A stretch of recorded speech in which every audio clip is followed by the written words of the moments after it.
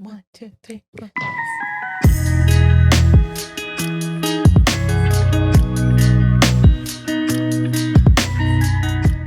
Hello, besties. Welcome back to another episode of I Am Besties. I'm your host, Vanessa, and I'm here joined by Saul. Hi, what's up? Y'all know him, the man of the hour. Before we get into today's episode, we have an announcement to make. We do. It's a sad one. A sad announcement. Stephanie is going to be gone for a minute. We don't know how long, but hopefully she comes back soon. Yeah, it was just personal reasons, guys. Life happens, and she just had to take a step back.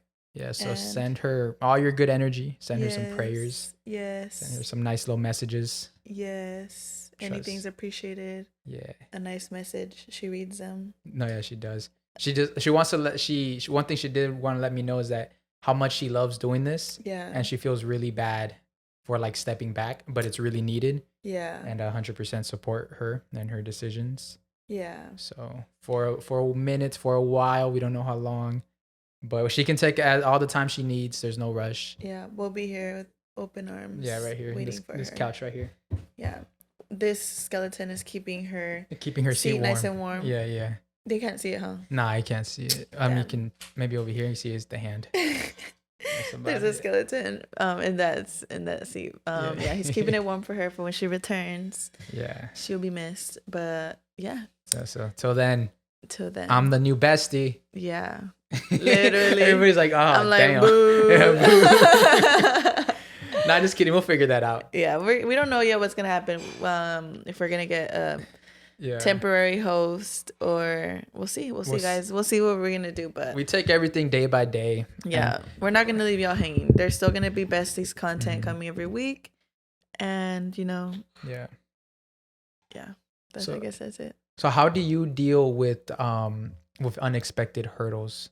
Dude, I was just thinking about that. I was on the phone with my sister on the way here, and I was telling her, dude, like, it's so crazy because one moment, like, there was, none of that has changed, but there's obviously this show, a lot of exciting things are coming, and, for a moment, I just felt like, oh, like, everything's going good with the show, and then, we get hit with this, Steph is taking a step back, and I'm not mad about it, obviously, like, I'm glad she's doing what she has to do for her health, but, it is like kind of like because like it's like the show I feel like is doing really well, and then for her to take a step back, obviously like the viewers want to see her too. You know what I mean? Like they're here not just for me but her as well. So I'm not saying that they're gonna leave us now that she's not here, but it does change the dynamic of the show, and 100%. That's something that we're now gonna have to compensate for while she's gone. Yeah, because you can't just replace Steph. Like you can't. That's her. She's a whole. Literally, that's what I was. Her whole thing. Yeah, that's what I was telling her. We were on the phone. I was like, Steph, like you got to work cut out for us because you're Steph. Like we can't just go out there and be like, where's another Steph? Like no, it's you don't really come across that people like her. Yeah, and yeah, so it's just I don't know. I was telling her, dude, like I heard this word. It's called like pivoting. Whenever you're going through something, like you just instead of fighting it and like wanting to not accept it, just pivot. Exactly. And redirection. Redirection, exactly. And that's kind of like how I take it. Maybe in the moment it's not what I wanted to happen, but I'm always trusting that no matter where I do go, it's gonna be better or. Who knows? Because and the way I prove that to myself is like I think back on my whole life, and I'm pretty sure everyone listening can relate that you guys have gone through things where you might feel like, fuck, like this sucks ass, or I didn't want things to go this way, but looking back, you're like, okay, that had to happen to get me here. 100%. And I think one huge like mantra I have or manifestation thing I like to say is that I will always trust my intuition and that I'm making the right choices. Yeah. So whenever hurdles come my way, because trust me, there's been times where I think something good's gonna like we're like heading something crazy and then something happens and it stops it. We're like, oh shit. Yeah. And we think we lose, right? We think we're like, damn, fuck, how do we get back from this? But when you pivot, you create something bigger than you thought you were gonna get. And I've had very, very good experiences with just times where we had a pivot and things came out better than what we thought they were gonna be. Yeah. And now I actually kind of look forward to obstacles and hurdles because it really like now that tienes que poner las pilas. So now you're forced to, all right, let's battle, you know? And like you're forced to think outside the box. You're forced to like rely on your strength. You're forced to kind of be there for yourself in like that moment, you know, kind of like I feel like there's beauty in it. Yeah, 100%. It's not just all like a struggle. Side note, you guys are probably wondering, for those of you watching, why I'm wearing glasses. Somebody in my life thought it'd be fun to fart on my pillow. For real? So damn, what's up with everybody getting pink eye this week? I know that my friend got pink eye too. Really? Yeah. Who? Say it. Put him on blast. You're about to say it too. I kind of was. Put him on blast. Don't be shy. Would they get mad? Who is it? Do I know? Nah. It's like some like one of an influencer person. Oh shit. Put me on close friends. She had pink eye. It's like, damn, who's farting in your face? Just playing, guys. I don't have pink eye, but I lost my freaking mascara and my eyelash curler. That has never happened to me. I've never lost my makeup before. When was like how like? I don't know. I remember the last time I put it was in my son's little backpack because I was going to my family reunion, and I asked him because he normally tells me if I ask him like, did you take something out or whatever, like he'll let me know. Yeah. But he was like, no, mommy. He was like, I didn't grab anything. But I don't know what happened. But anyways, yeah, I just had my family reunion on Friday. I'm actually very exhausted as well. That's another reason why I'm putting on these glasses, because besides the fact that I'm not wearing any mascara, I haven't gone this hard partying in so long. Really? I partied 4 days straight. God dang. I haven't done that. What were the 4 days? Friday, Saturday, Sunday, Monday. Damn. What were the occasions? Friday, it was my cousin Leslie's birthday. Oh, you're right. That looked cool. Dude. What, Neo was there? Bro, Neo was in the fucking club. My sister messaged me and she was laughing because she was like, bro, like, I was cracking up because, you know, it reminded me of like when you're like lip syncing, you know, to a song, whatever. And she was like, but that was actually fucking Neo, bitch. Like he was lip syncing to his own song. That's wild. But Neo, you know, I was saying this to my friend Neo because I was telling my friend about it, and she works at Yamava, the casino. And she was saying how he was there one time at the tables playing poker. And she was like, I know Neo, like I know some of his songs, but I didn't recognize him when he was there. So I went to the tables and I served him, you know, and I didn't fangirl. I didn't ask him about nothing. Like I was just like, hello. I didn't even say his name. I was just like, hello, sir. Would you like a beverage? Literally. And she said that she was like, in that moment, she didn't realize it, but he looked at her kind of strange and she picked up on it, but she didn't like think anything like of it. You don't know who I am? Exactly, like that kind of vibe. Wow. But not like in a rude way, you know, more like surprise, right? Exactly, more like surprise, like what the fuck, like oh, I'm normal. She's not fangirling right now, you know. And then she said when she went back to get his beverage that everybody in the back bar was like tweaking, like everybody was like, bro, it's fucking Neo, like what the fuck? And she was like, literally, and then she was like, oh, like that's why he made that face, you know. But yeah, dude, we were there. It was so funny because literally like we were just there and I look over and it's fucking Neo. It's so funny because the DJ was like, Neo in the house, and then he started playing a Neo song. So I thought when he said Neo in the house, like he just meant like music. I'm just playing some Neo, you know. So I never looked over, but then 15 minutes go by and they put like a light on him, a spotlight on him. And I'm like, oh wait, that's actually fucking Neo, like right next to me in the booth next to us. He like, didn't call you guys over to the table? Like, no, bitch, but you know what's fucking Latinas funny? Literally, but you know what's funny, dude? Some girl was hella like twerking on him. He had like a slim, thick, like chocolate mommy, like all up on his shit. Like she was working his shit. Like she was putting overtime. Literally, I was low key like, get a fucking room, actually. Like literally, dude. And it's so funny because there was this guy in our section because my friend knows a promoter, right? So we got like a free section, and when you get that, you don't just get it for yourself. They put other girls in this section, you know, and they give you like free bottles and stuff. And literally this guy comes, I guess he knows a promoter, so like him and like two friends, they let him like come, like they let him like be in that section, and like we don't care, they seem cool. And then so me and my friends are dancing and my cousin, and then I look over and the guys are handing shots to us.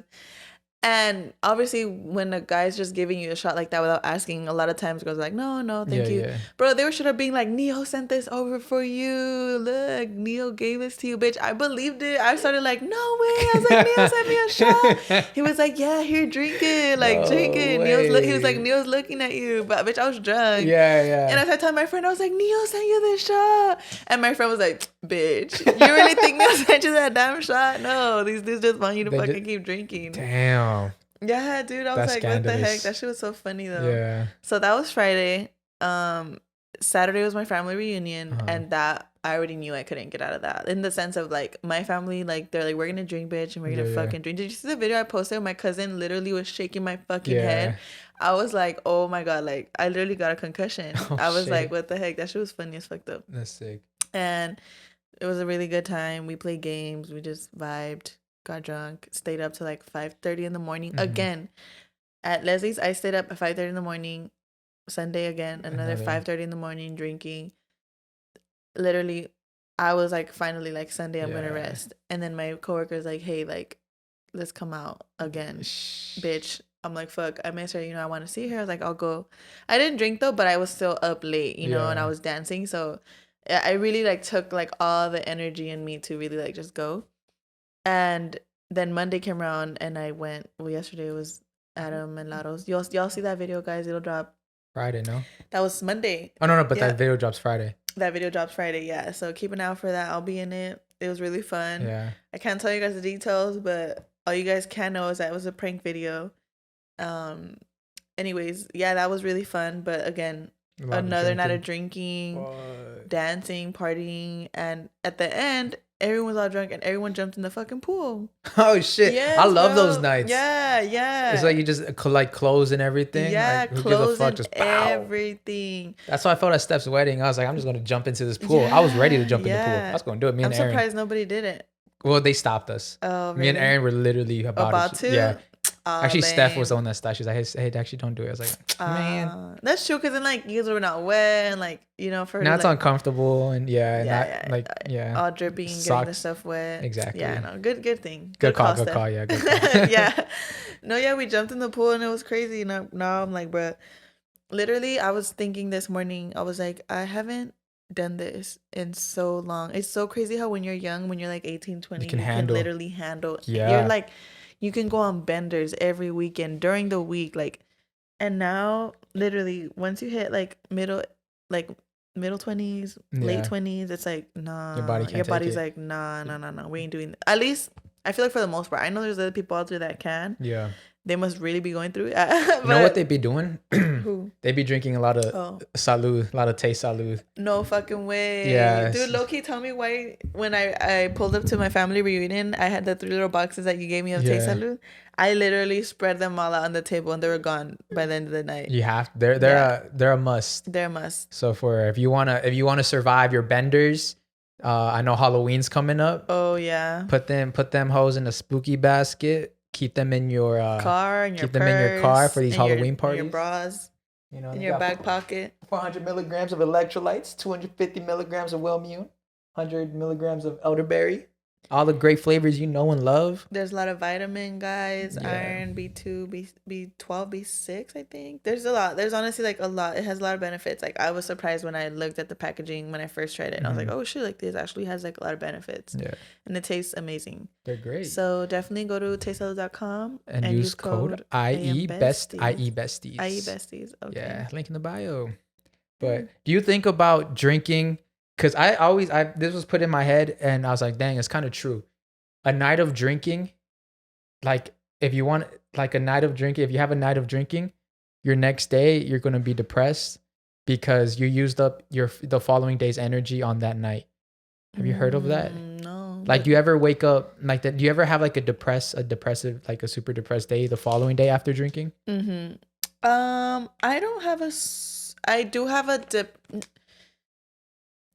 I feel like depressed. I used to get more like in high school when I used to really like care about what people thought of me.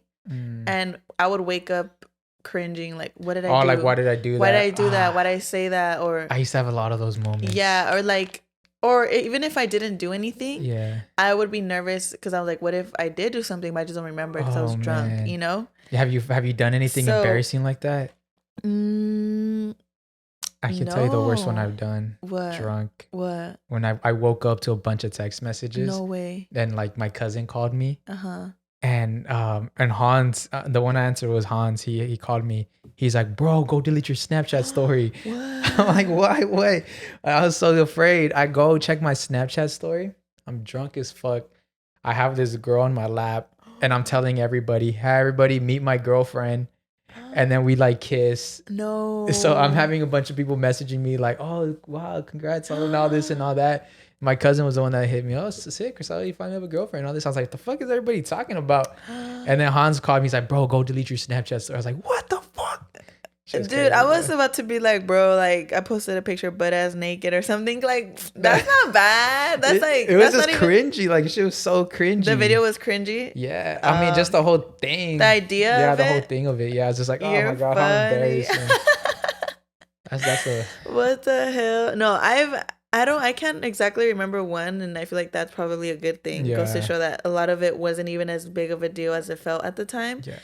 The fact that I can't even remember anything, but one thing I will say is I have many memories of waking up and, like you said, deleting a bunch of stuff because I just posted like the dumbest stuff. Like every second I was recording and posting everything, and it just was unnecessary. Like, and I was like, bro, why do I have like 100 freaking snaps right now, like of all like dumb stuff? Like, you know what's my biggest ick, like when it comes to like drunk posting, especially if it's like a friend's birthday.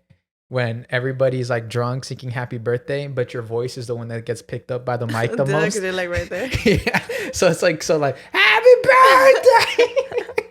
it's all like Bruh. That was me with Rex's fucking post. I posted happy birthday to Rex and I was singing. Past one? Yeah, and I was singing and all I heard was my voice. I was like, oh my God, I was cringing so hard. That's hilarious. Yeah. Hey, but you know what though? Like, that was a real moment. You know, you were genuinely excited. Yeah. You were genuinely happy for your friend having another year on this earth. Yeah. You know, like I wish things like that weren't cringe, if I'm being honest. Like, cause why? Like, why are we conditioned to feel like cringy at our voice? Like, it's our fucking voice. Yeah. Like, bro, like that's so dumb. You know, back then when I used to do like YouTube videos like crazy, like every week.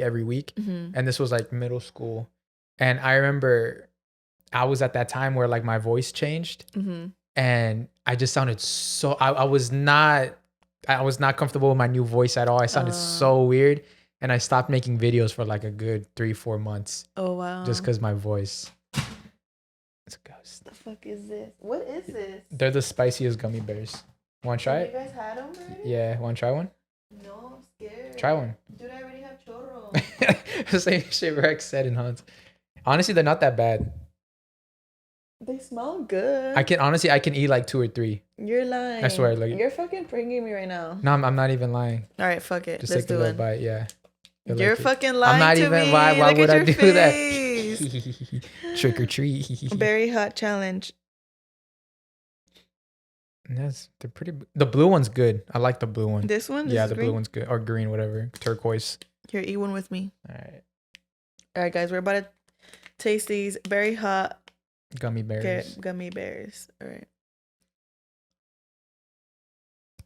We should just do the whole thing. Like, you feel the kick, but it's not like bad, you know? Okay. Oh, yeah. It's actually pretty good. Yeah, they're good. Yeah. This one's spicier than the ones I've had before. Just wait. No, fuck you! I had to make the whole thing. I'm just kidding. No, but that's cool. I like how your family does family reunions. Mm-hmm. My family tried organizing that this year. Didn't work out. Why not? We just canceled everything. Why? Because nobody was replying back to the text messages and stuff like that. So. But it's a cool thing. I wish we could do that, but it is. It's not. My family comes from everywhere. Mm-hmm. Arizona, really? Vegas, Mexico, Oregon. That's cool. So it's like a It's a day. Is it like the same day every year, or is it you guys plan it? Oh, sick. Same. We've already been doing it for 6 years now. Wow. That's so cool. Ever since I saw Johnson's Family Vacation, have you seen that one? No. It's the Johnsons. It's like same thing. They go to a family reunion and everybody meets up at this one place and they have all these games. I was like, oh, I want to do that one day. No, it's dope. Yeah, we have volleyball competitions. We play games. We dance. We sing karaoke. We get fucked up. So is there like a prize? Yeah, we have prizes for everything. Oh, wow. We have like a table of prizes. Sick. My cousin raffled a PS5. Oh, I want to be part of your family. I know, dude. My uncle Israel won it. Shout out to him. Oh, shit. But it's only because my uncle Israel's a shoe plug. Yeah. Like literally, like freaking 10 people bought shoes. Like wow. he has like a room in his house where he like has all his shoes and stuff. Yeah. Yeah, dude. Like it's really nice. I think we started doing it mainly because my great grandma, she's already getting old, you know. So we're trying to get everybody back together. We want her to see everybody because she doesn't get to see everybody often, especially because she lives here, but she also lives in Mexico. So sometimes she don't see people often. Yeah. So we did it with her in mind. Like, okay, like we want to have to make this happen, and we want to celebrate her, you know, for as long as we get to have her still. So that's sweet. Yeah. So it's dope. It's really fun. Yeah, I want to definitely try that. I'm gonna bring that up to my cousins again, because my cousins, my family is really big, but they're just so separated. We barely talk. So it's a nice thing connecting back with your family. Honestly. That's been one of my goals recently, to be more, just to go hang out with my cousins more, hang out with my mom more, because I felt like I was like in a stage where all I wanted to do was party and be with your friends. And be with my friends. God, me. And now I'm just like, damn. I feel like that's I was talking about bitch, I'm eating these. They're fucking good. It's either good. I feel like that's normal though, cause my little sisters are, well, my youngest Emma, she never had that stage. Like she's always been very like family oriented. She loves being with my family. But me, my older sister, and the one that comes after me, we literally we all went through that stage, you know, where we just always wanted to be with our friends. We didn't care about missing family events because we just wanted to be with our friends. And at the time, I think it's just a moment. For me, I think for me it was just the fact that my family would irritate me, you know, like I felt like I didn't really like spending time with my mom and my dad as much. Like I was just like, we're like, I see you every day. Why do I have to go to this party? Exactly. And then my family loves to party, dude. There's like at least one family party every month or two every month. Like there's just so many people in our family that there's always a birthday, always something. Yeah. So I was like, dude, I see you guys all the time. Like I don't care about going to another fucking party, you know? But I also just felt like, you know, when you're growing up, you hear a lot of cheeseman. Oh, that you started getting caught up with with like the family drama and everything. And it's like, when you're a kid, you're just kind of like, oh, it's like fuck them, you know, like fuck you, that kind of mentality. Like I don't want to be around you. Like you're a chismosa, like you're this, you're that. Like why would I be around you? Like I don't care to be around you, you know. But literally, it's kind of like just this mentality that I guess I had to outgrow, because then I got older, I became a mom. I do think that even if I didn't become a mom, I would have eventually came back around to being around my family. But when I started coming back around more, I was like, yo, like everything that I guess I learned about my family as a kid, I was holding on to it, but my family had already moved on from that a long time ago. You know what I mean? Like my family gets together, it's all love, you know. Everyone, I've even noticed like there has been changes in like people, like they're not that way anymore. Yeah. So it's like, if they already let it go, like I have to let it go, you know. And it wasn't hard for me to let it go, because I don't hold grudges, and it wasn't like that was really like why I didn't go. Obviously I was always like, a family party that I've already been to a million times, or like a night out with my friends, you know. Obviously I always wanted to be with my friends.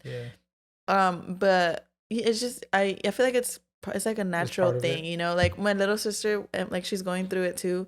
She's also has a first boyfriend, and she's with her boyfriend all the time. And like sometimes my younger sister's like gets upset. She's like, dude, she's always with her boyfriend, and I'm like, dude, like I know it sucks, but I was like, just wait till you have your boyfriend. Like it's like a natural thing, you know. Like it's part. I was like, she'll outgrow it. I did. Everyone does. For the most part. Yeah, right. Some people do just Some love people being with yeah, they love being mandilones. they love being with their partners, which Yeah. is, you know, do you, All whatever power. works for you. Yeah, But it's just, you know, Yeah. just how it is. Like, I think for me, it hit me a little bit harder because I'm like, I have like weird age gaps with my cousins. So when my cousins were like all trying to like play and like they're all trying to play hide and seek and do all these things, I was a little older where I'm like, I don't know, I'm a little too old for this. And then so I was just like, that's when I was kind of hanging out more with like my friends out here. I was like going to the parties. I was skipping a lot of things over there. And then so now I'm like, oh, I want to connect back with my family, my cousins. So I go back now, but now they're at the age where all they want to do is party. So now they don't pull up to the parties. So now it's just me sitting by myself in the tables. I'm like, damn, it is what it be like know? that. It'd be like that, but it's how it is. It's the, you know, it's just the. Would you cover for your cousins if they called you and they're like, yeah, bro, I sure. crashed my car? Or, I tell them all the I'm in time. jail. Yeah, I tell them all the time, like, yo, bro, call me first. Trust. Yeah. Yeah, because I wish I didn't really have that growing up. Uh-huh. I didn't have someone that can be my cover. I've only used a cover one time. And I was like, fuck, who is it gonna be? And I was like, I asked my dad. It was some crazy shit. And he was down? Yeah, he was down. Damn. Yeah. Real. It was crazy. We were at some high school party and my friend, he just did too many drugs. Oh no. And he was just fucking damn. he was zombied tweaking out. Yeah, he was zombied out. Damn. And we didn't know what to do. So I called my dad if he can pick us up. Okay. That's smart though, because you know, it was scary. Yeah, I bet. Yeah. And we had to do that talk. We had to go talk. We had to go to his house, knock on the door. And it was like fucking 1 or 12. Yeesh. And like the mom and the dad come out and I'm like, I was just like, totally forgot what we said, but we had to tell him like, like your kid. Yeah. But they were happy that we brought him. Yeah, like way more that's careful. A good friend because like, dude, like you could have just left them there. Like, how many stories have you not heard of people like being like not in a good state and their friends just ditched them? I had to help someone who got ditched. That's fucked up. Yeah, I don't get how people have the heart to do that. How can you call yourself a friend and just ditch and your leave someone? Like, what the fuck? I feel like because they get like annoyed of their drunk friend. Yeah. But just because you get annoyed of your drunk friend, you still should care about their well-being. Exactly. Yeah. And if anyone has done that to you, it's not a real friend, right? Yeah. You need to let them go. You need to cut them off. Yeah. Count those as red, those little flags. Yeah. Do you remember when you first started driving? Yeah. It's crazy. Have I ever told you my crazy ass story of how I wasn't supposed to get my license? No, what the heck? Insane. I swear to God, like my what is it? My guardian angel's working overtime. Damn. Like for sure. Cause I would always be driving without a license. And my mom would tell me, don't stop. She was like, don't do that. You're gonna get pulled over one day. And I'm like, well, you're jinxing it. Well, stop. Yeah. Right. And then this one day, actually Friday the 13th. Oh wow. It's actually the anniversary is coming up. Oh. Friday the 13th. It was like 9-10 p.m. and there's like this cool little trail near my house. And my friends were like, hey, let's just go to the hike. And I was like, yeah, I'm down. So I told my mom, I was like, hey, I'm gonna go to the hike with my friends.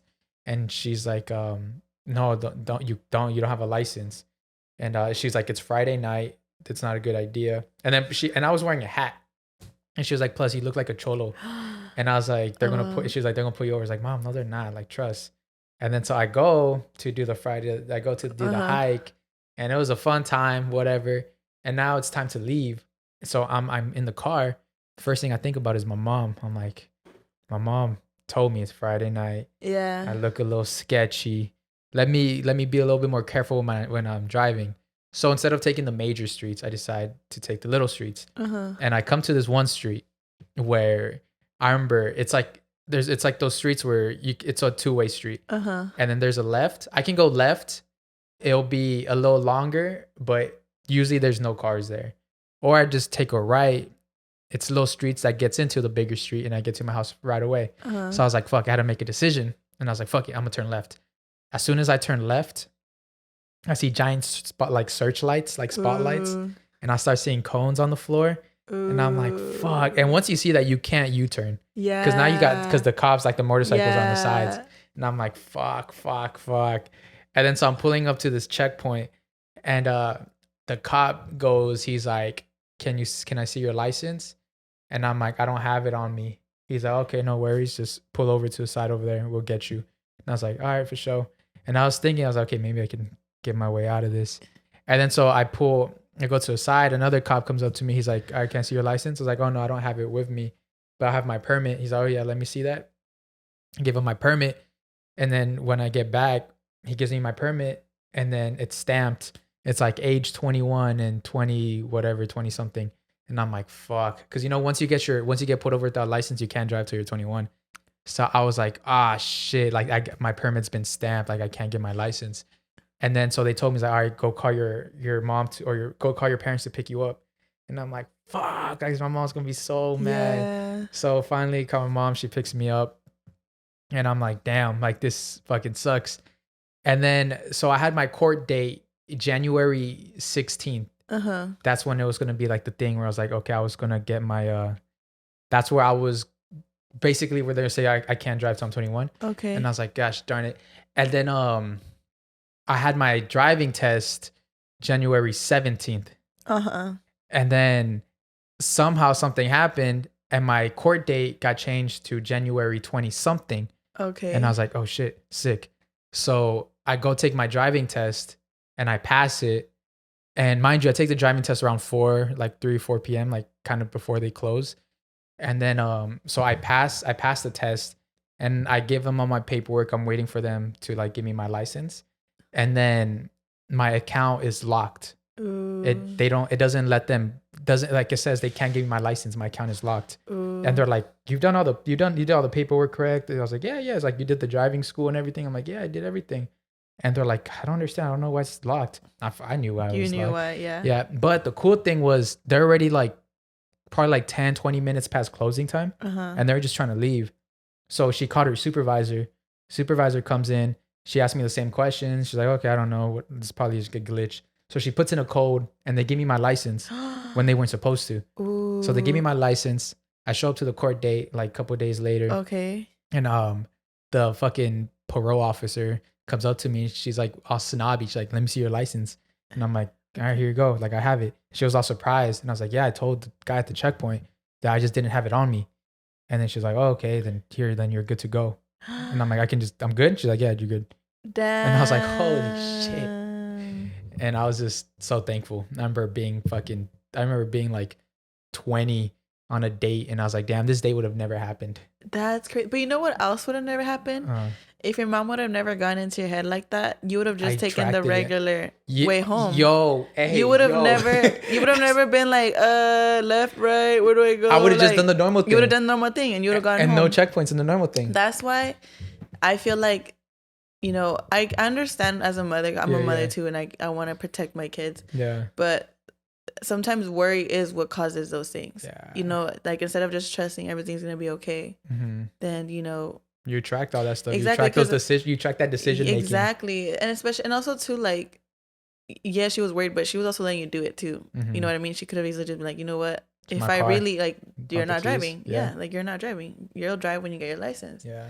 But she was already letting you do it, so might as well trust that you'll be good, That's instead of putting out all that energy. And I feel like, dude, that's why it's so true. Like I was hearing this story of like this girl, and it's kind of like Bible based, but she was like there's some verse in the Bible that talks about like be careful what comes out of your mouth because your word has power. So whatever you speak of is what will happen. So if you speak worry, like it's more likely that that'll happen. Obviously not all the time, but your word is very powerful. Yeah.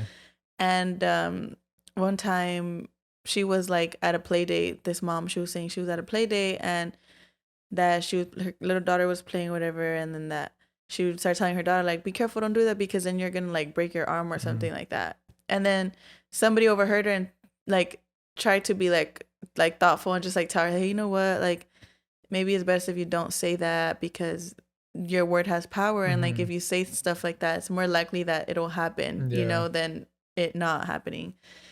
And she kind of brushed it off. She was like, like, this is my kid, like don't tell me how to parent, like whatever.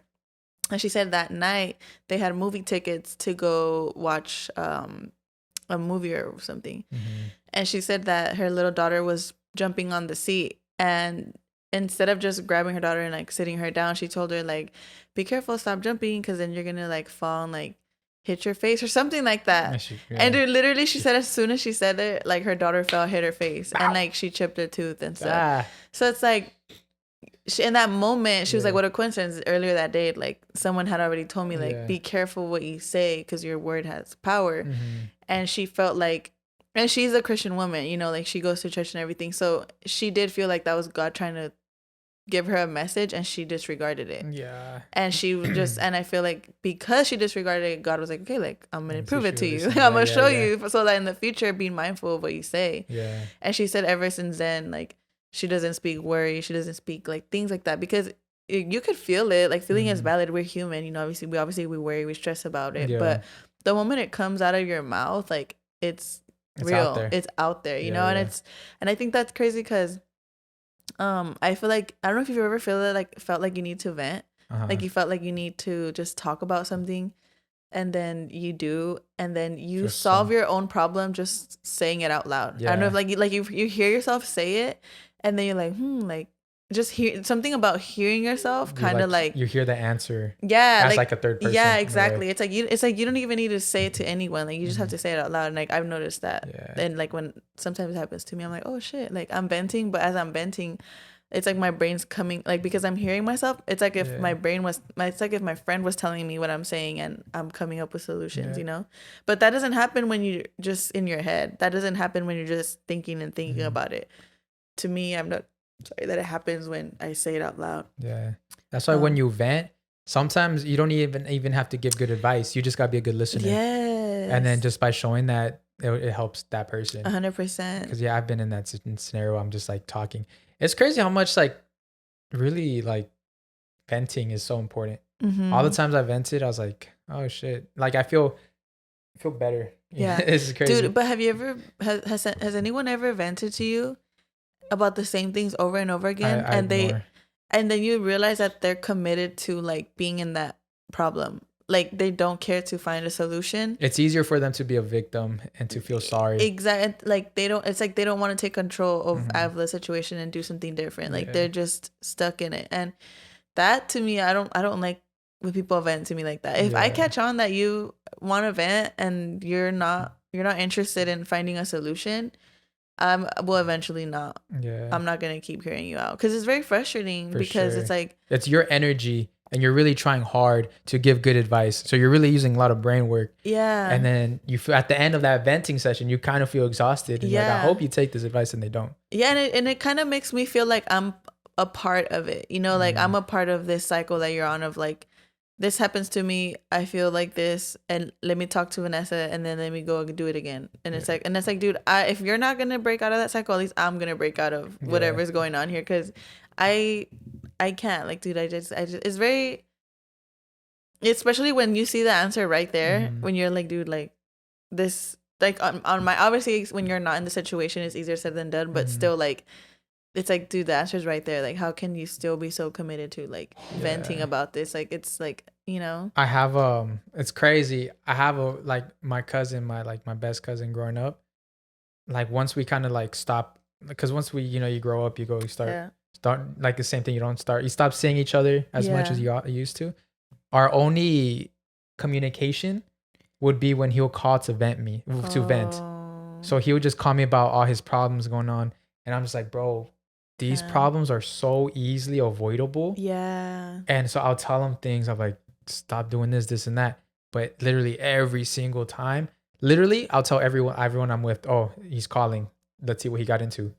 And every single time, it's something he got into. Every single time. To the point where now I don't answer his calls. And I've kind of like, it sucks because like, damn, like our only connection was us venting. Well, you venting. And not just that, but like, how come you don't think about me for something else? Like, oh, like, let me invite Saul out to eat or to hang out. Like, Tony, let me talk about my problems. Literally, it's like and the crazy thing is that, why were you that person for him, right? Like, why can't you vent to your friends? And it might have to do with, you know, men not feeling comfortable like sharing a lot. I know some are, but like sharing, like complaining and stuff. But he felt comfortable with you because you're family, you know. Like, but that sucks though, because like, why just for that? I feel like I've stopped giving like I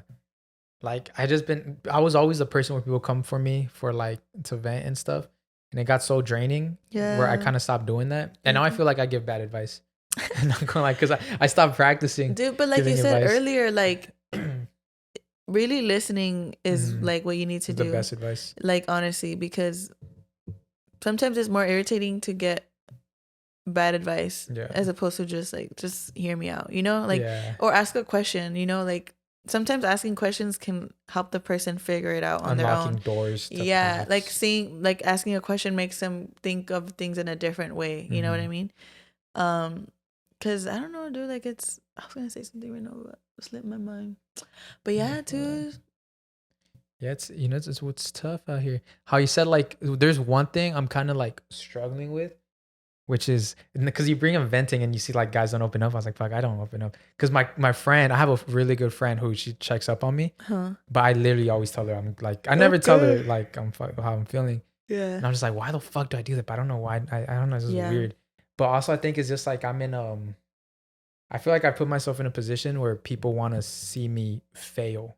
And I don't know if that's just me talking, like my inner fucking, I don't know what it is. Your inner critic. Yeah. So I'm just like, I don't know. I just feel like I'm like, I don't know, people.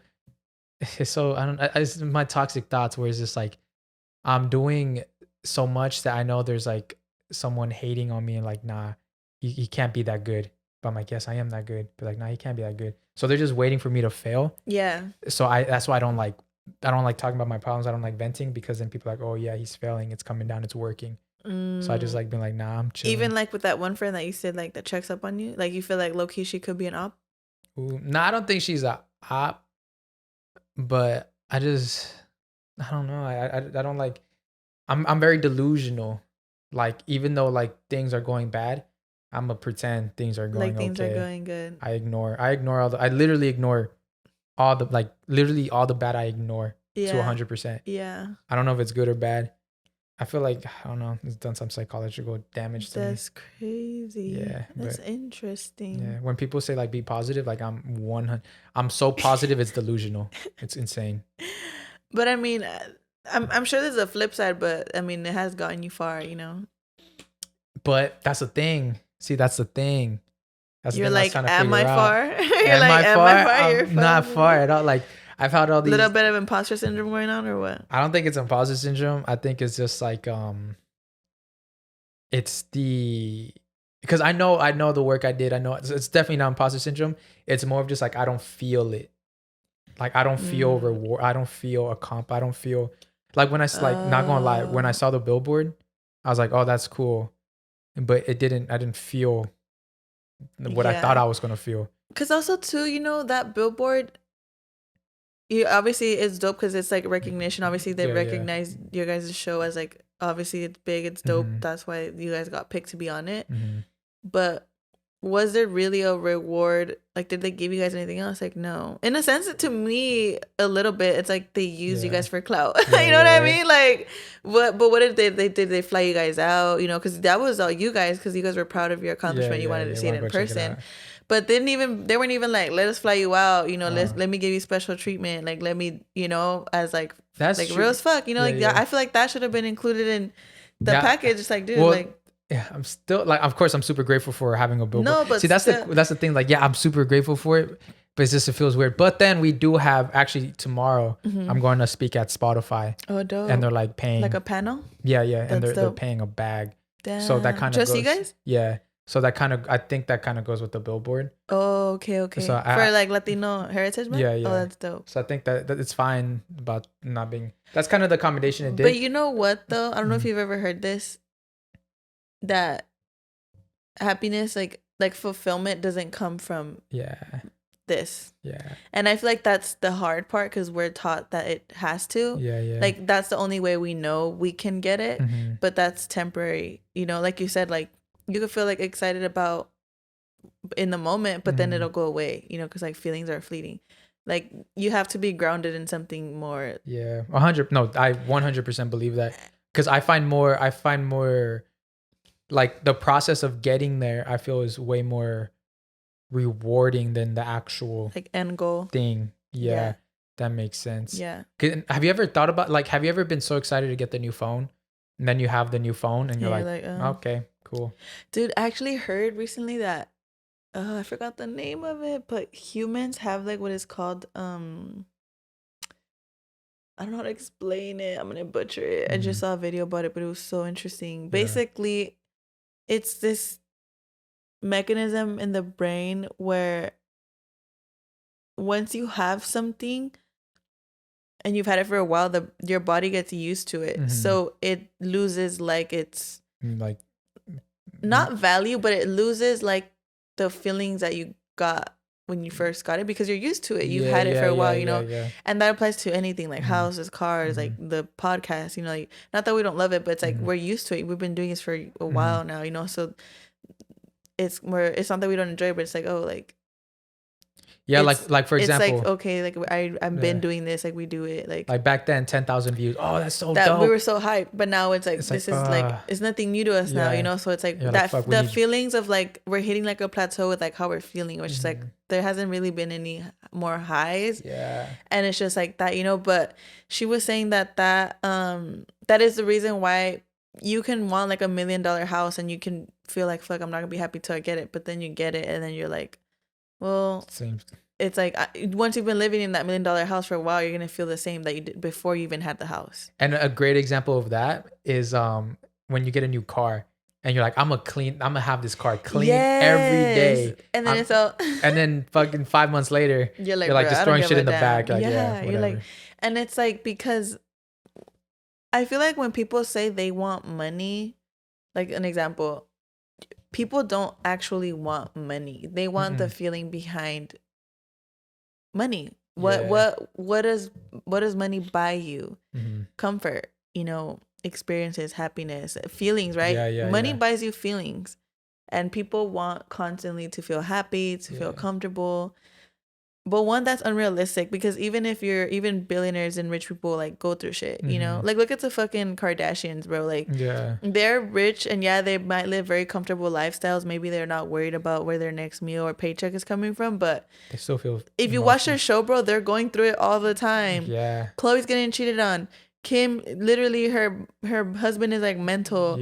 Like they're constantly being judged by the world. Literally Kylie is like obsessed with her baby daddy and he doesn't want her and left her ass. Like, dude, like no matter what you have, you're still gonna go through shit. So to kind of search for this like never ending feeling of happiness is so unrealistic, you know, because it's 100%. Not gonna happen ever. And I feel like that's why when I told you earlier, like, doing this is awesome, obviously, not only because you're able to live off of it, but you're able to provide something to the world of value, whether it's laugh or entertainment, whatever.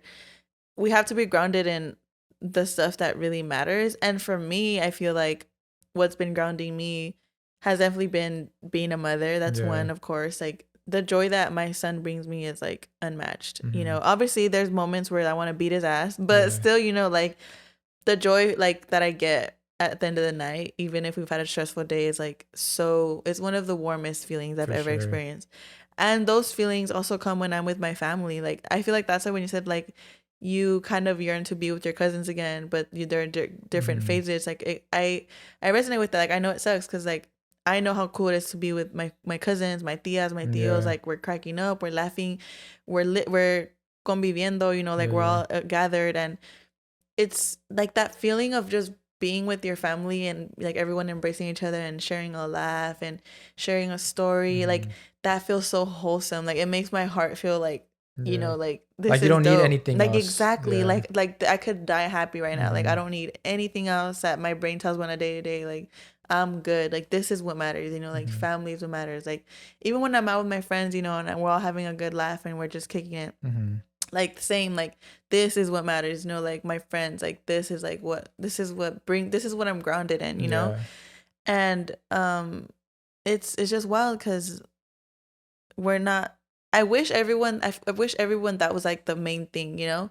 But I feel like it's not. That's not what everyone is chasing after. You know what I mean? If anything, I feel like it's hard to have relationships, right? Like with family members, with friends, with partners. It's easier to have money than a good relationship with your family. Exactly. And that's tough and that's sad. Crazy. And that's sad that people rather chase money than chase like a good like friendship, like, you know, or chase like mending of like a relationship or something. And you know what's wild that you bring that up? I watched this video the other day, and it was crazy because there was this girl, and she had been estranged from her mom for years, like practically like 20 years of the mom's life, like her whole adult life she has been estranged from her mother, all because her mom cheated on her dad and she broke the family apart, you know, and that really like hurt her at a young age, and she was never able to forgive her mom because of that. So she literally never ever spoke to her ever again. And then eventually her mom got cancer, and they were telling her like, yo, like your mom's gonna die, like you already missed out like 20 years of her life, like do you really not want to just make amends, like, you know, she loves you guys, you know, like it's obviously like things were working on the relationship, she did what she did, but she didn't leave your dad. I mean, she didn't leave you guys, she left your dad, you know. And it's like, forgive her, you know, like, and she didn't. She was like, I can't. She was like, you guys just don't know her, I just don't want to be around her. Like, I can't be around her. She was like, I want nothing to do with her. Wow. Like, I'm sorry. And dude, her mom passed away, bro. And literally, she just, she didn't feel remorse she or didn't like, but this is a crazy thing, right? She was driving home one day after her mom had already passed. Yeah. And her and her husband in the car, and they see a guy on the street, and he needs help, like his tire, like something with his tire. So they were being nice, and they're like, let's pull over, like let's help him out. So they get out, they're helping him fix his tire, whatever. They help him. The guy's very grateful. Thank you so much. Like, you know, a lot of people were passing me by, and like nobody was like stopped to help me, but you guys did. Like, I really appreciate it, whatever. And he was like, and for like helping me, like I want to give you guys some money, you know, just for the thank you, like gas or whatever.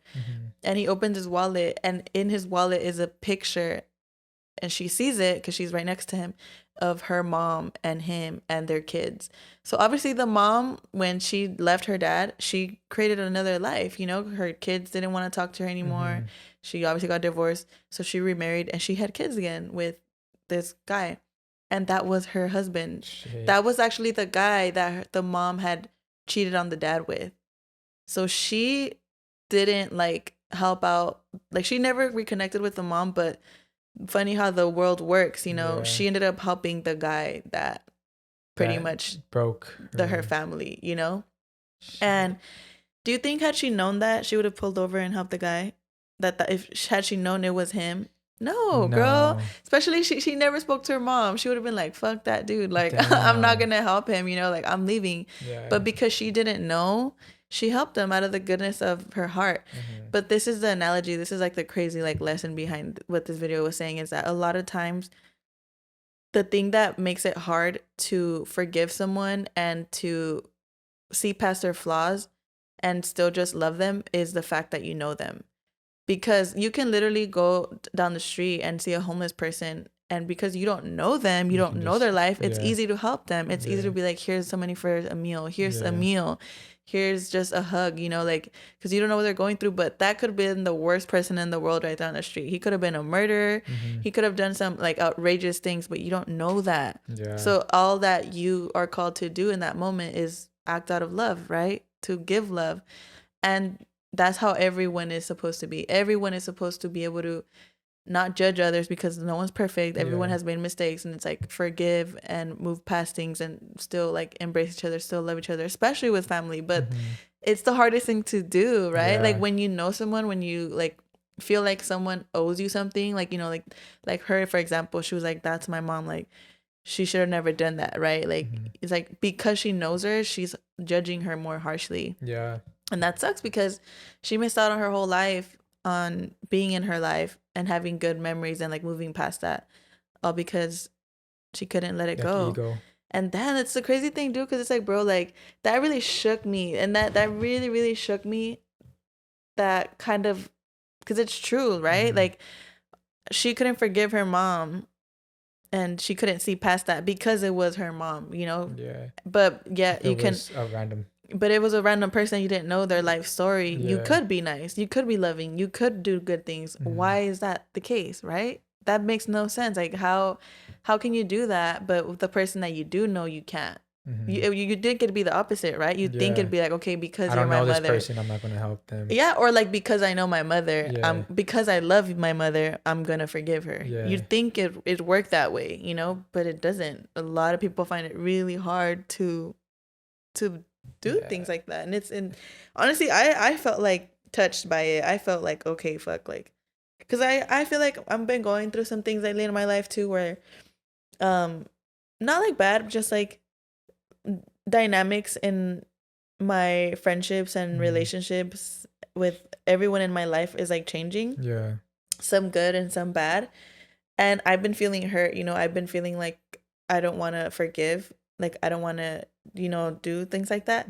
But then after hearing that video, I was like, you know what? Like, they're really what's going on is not that big. You know what I mean? It's not really like a reason for me to hold a grudge or to feel like I can't move past it, you know?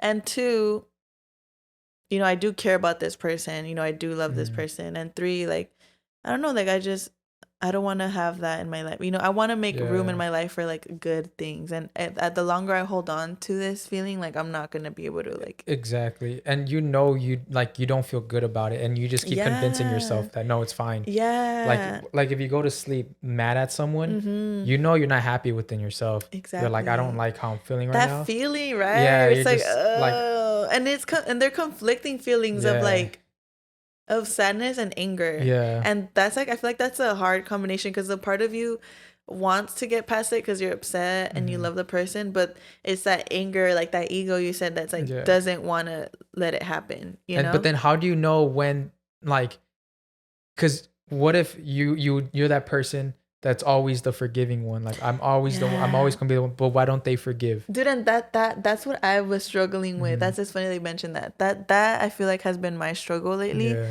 That I'm always like, why does it always have to be me? You know, why can't this person like see it and be like, okay, let me for once be the one to make reach the out first step, or something. But you know what? I think it just comes down, what I realized is that it's not about them, it's about me. Like, this is something that me forgiving and me moving past this is not for their benefit. It's for mine. Yeah. You know, like I'm taking away my power by being like, well, why can't they? Why can't they? You know, because it's like they're living their life perfectly fine, not caring about me. Like they're doing their thing and they're not thinking twice, obviously, because they haven't reached out. But I'm over here struggling with these feelings. So am I going to do it for myself? You know, like, so I can heal, so I can feel good. You have to, you know? And I feel like when I thought of it that way, I was like, okay, like, it's not for them. Obviously, ultimately, it would mean that we would create amends, you know, and that I would be able to let go of this feeling. But I also was thinking, just because I create amends doesn't mean I have to keep this person in my life, you know? True. Like, if you're creating friction and, like, it's like, okay, I'm creating amends because I want to resolve my inner world, but it doesn't mean that the level of like where I had you in my life, you're gonna stay there. You know what I mean? You're a little bit more cautious with what you shared. Exactly. What you do. Exactly. It's like, because now I see how you move and how you feel and how you think, and like that's fine. You know, I still have love for you, and I don't blame you if you don't want to like introspect and like think about like where you're fucking up in, or it's fine. Like if that's how you want to be, but I'm doing this for myself, and I'm gonna move accordingly moving forward. You know, like doesn't mean I'm gonna cut you off and like, you know, but it just doesn't mean that you're gonna be in that in that level that same for me, you know? Like, you're not. No, that's great. That's a great way to look at it. I never saw it that way. Yeah, that's good. There's I wonder if you know this. There's on TikTok, there's this new influencer guy.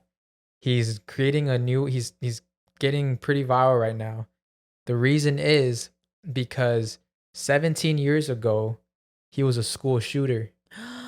And he came out already. No way. Now he's creating content. No way. About what he did. Okay. And then so right now there's a lot of backlash saying like, why are we even giving this guy a platform? A platform, a place to talk. Because he was on some guy's podcast too. And then someone was like, why are you even giving this guy a podcast? And then so right now there's like a huge more like moral battle, because what he's saying is that he's doing this to help people who went through what he went, the feelings he went. Okay. And he was like, if my content can stop someone from shooting up a school, then he feels good. But then there's this thing came out because he was saying that when he shot up the school, he wasn't, like, he said he wasn't like aiming at anybody. Like, it was just something he was doing out of frustration. He wanted to let go and just start shooting, right? But then there is like this whole like police report thing where he was literally shooting at people. He was looking at people and shooting at them, like really creating direct attacks. Yeah. But even then, how can you say I wasn't aiming at people, but you literally walked into a room where there's people? Yeah, exactly. Like, you knew what you were doing. Like, that you don't even say that. If you're gonna come out here and try to help people, own up to what you did. Exactly. Yeah, that's you know what I mean. Like that obviously that already and that might be because he's human at the end of the day, right? And obviously, I'm not trying to be like to sympathize with him, but it's like he might also be afraid of being on a platform, you know, like because he knows that he's gonna get backlash. So he might be trying to go about it in a way that he doesn't get as much backlash. So he might have said that, but obviously it wasn't a good thing to say because like, bro, you fucking knew what you were doing. You walked into a room and you fucking shot. Like, you know what I mean? So it's like, don't even say that you weren't aiming. Do you think that makes it better? Like, it doesn't. It doesn't make it better. I threw a grenade, but my eyes were closed. But I literally was trying to throw it in the air so it won't hurt anyone. Like, what? No, like that doesn't make it better. So I feel like I feel like I have a very, I'm not gonna. It's a tough one. It's a tough one because, like you said, everyone has like a moral compass, and everyone feels like everyone has to abide by the same moral compass. And I feel like for the most part, there should be some basic things like don't kill, don't steal. You know what I mean? Yeah. Obviously, like I feel like for the most part, everyone abides by that. But I am also a believer in like, if you make a mistake, like forgive, you know? And I'm not saying like forgive this shooter, but it's like he did his time. And judging by 17 years, did he kill someone? I don't know. I haven't seen any 17 years sounds like a little bit of That's time. What I'm saying. If he would have killed a bunch of people, you know? I feel like he would have gotten life. It's a whack ass shooter. Yeah, bitch. Oh my God, dark humor for y'all. But anyway, I feel like, you know, if he did his time and now he's coming back and trying to educate people, I do think that's valid, you know, because I feel like there are a lot of angry kids in the world, stupid kids in the world that just by not feeling heard or whatever, they're going to go out, do something dumb. And if they're thinking about doing it and they come across a video on their For You page of a guy being like, hey, I shot up a school once. I did 17 years in time. This is what I was feeling. Like, let my story help you. I feel like that, honestly. I think so too. Because like, how are we going to... It's hard because it's like a lot of people are like that girl who her mom cheated, right? Yeah. She held it against her forever, right? And not only did it hurt the mom, but it hurt herself, you know? And I feel like we also do ourselves a great disservice if we don't let people change. Because yes, he could have done a shitty thing like what he did, but now he's transforming that into something good. That's true. And it's like imagine if you made a mistake and you were never allowed to come back from that. Yeah. Because that's tough. Because you could be driving tomorrow, right? Down the street, and then un little kid se te puede atravesar. Like maybe their parents aren't watching him and he's running after a ball and you hit the kid. Yeah. Like, are you just never allowed to drive a car anymore? Like, you know what I mean? Like, you made a mistake. I know it's not the same as a shooter because he did that on purpose, but it's like people should be allowed to come back from things. You know, like people especially with the right therapy, the right help. And it's like I'm not, and I don't know, I haven't seen the guy's video, so I don't know if he's being genuine or not. I would have to watch it to kind of get my own like opinion about that. But based off what you're saying, I feel like I'm not saying what he did was a good thing, but if he's now using that experience to possibly avoid and help someone not do that in the future, I think that's good. I think so too. I think it's just, I feel like just the way, maybe just the marketing. He's like the marketing. I think the first way I started was the marketing was on podcasts. It's like school shooter on podcast. So might as well like clickbait. That's already not right. Yeah, and then so I think that's what kind of tainted a lot of people's heads. But what I think about it is that usually a lot of the school shooters, for the most part, they feel very alone in the world, right? Angry. Yeah, and angry. So if they see someone, a past school shooter, who who's explaining how they feel and how they overcame that. Yeah, and they're like, oh dang, I'm not alone. Like there's a way out of this. Then it may be able to prevent a school shooting. Exactly. And that's what and I feel like that's what a lot of people can't do. Everyone's focusing on the past instead of the present. Yeah. And I know that's tough because like it's because kids, it's exactly. Like I know it's a tough pill, but if we were all able to just focus on right now and just right now, you know, like then it'd be a good thing in the long run, because that school shootings is becoming like a thing. Only in the U.S., dude. Only in the fucking U.S. That's what shit pisses me off. There's a joke I heard the other day was insane. It was like the more school shooters, what is it? It's like a school shooter will prevent a future school shooter to shoot up a. It was like a school shooter will prevent more future school shooters to shoot up a school. Oh my god! Isn't that insane? That is insane. Like at the rate that we're growing, that a school shooter has probably already shot another school shooter. But you know the crazy thing is, dude, I've been watching a lot of videos from educators, teachers, like school staff. Yeah. And dude, they're saying that the new generation of kids are so bad. She was saying like this. I've been seeing several videos of teachers saying like, I've been a teacher for 20 years, 30 years. Never seen them like this. And she was like, and in my whole career, like these kids are becoming more and more angry, more like they just talk back easily, like less respect, less care. Like they don't care about their education. They don't care about going to college. They don't care about nothing.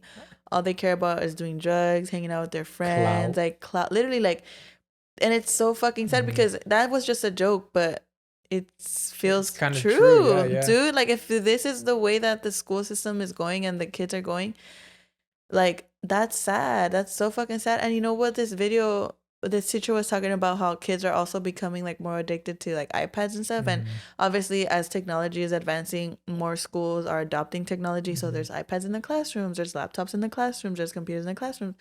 And kids are having a hard time transitioning from like laptop, iPad time to like back to regular class time. They're having meltdowns, they're getting angry like when they're taking away the iPads and stuff. There's a lot of stimulation in those. Yeah, and it's like, and the teacher was saying like, dude, like these parents like need to get their shit together, like stop giving the kids like iPads at home, like, you know, blah blah.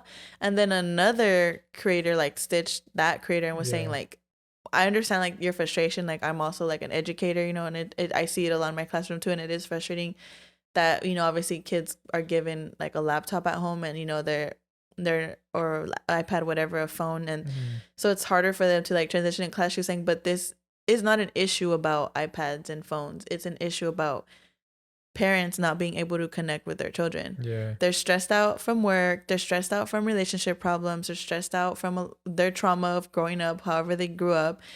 They don't know how to effectively communicate, be around their children, play with their children, spend time with their children. Like just how we criticize kids for being iPad kids, like everyone is like a freaking phone adult. Yeah, everyone's a phone TV adult. You know, everyone just is also looking for distractions. And it's like, how do we expect these kids to not grow up needing those distractions if the adults in their lives are constantly needing distractions as well? Yeah.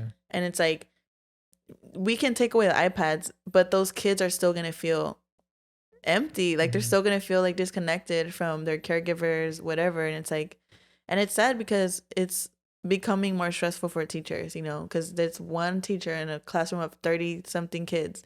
It's like it's almost impossible to cater to all 32 kids in 1 hour. You know what I mean? Like, for sure. If you're like in a like a middle school, high school setting, but like I imagine it might be easier in elementary, you know, because you have them all day. But still, like it might be even worse because you have them all day for 8 hours and they're all freaking stressing you out. Like think about that one person in your class that would make that teacher's day hell. Now imagine if there's 3 of them. Imagine if there's 4 or 5. Exactly. Dude, like that's tough because then they all egg each other on and it's like, it's tough. It's tough, dude. It's like, shout out to all the teachers. Literally, shout out to all the teachers. And if you're becoming a teacher, also maybe consider going to therapy because you're gonna need it, man. And also shout out to all the parents listening, trying their best. Shout out to all the parents trying to be a better parent, you know, I was gonna say I condemn you. Yeah. Commend you. It's being a parent is a hard thing, but It's rewarding.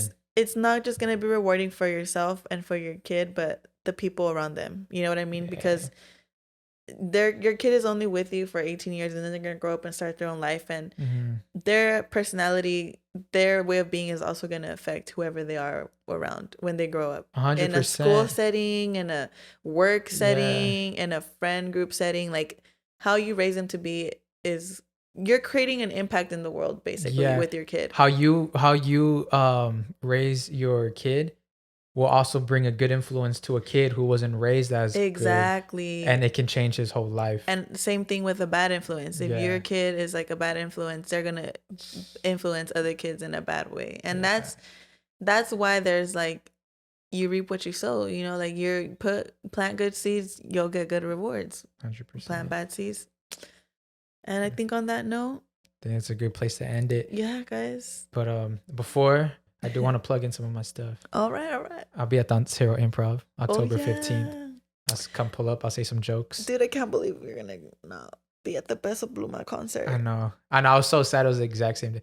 Bro, there's two. I'm competing with 2 shows that day. Fucking Peso Pluma and Christian Nodal. Dude, I know, I saw. So like if y'all don't go to the show, it's okay. I understand. But yeah. Fuck, I wish I went to Christian Nodal concert. I saw Christian Nodal? I'm a huge Christian Nodal fan. Oh damn. So I was like, fuck. So that's cool. But yeah, pull up if you're not doing that. October 15th, Ontario Improv.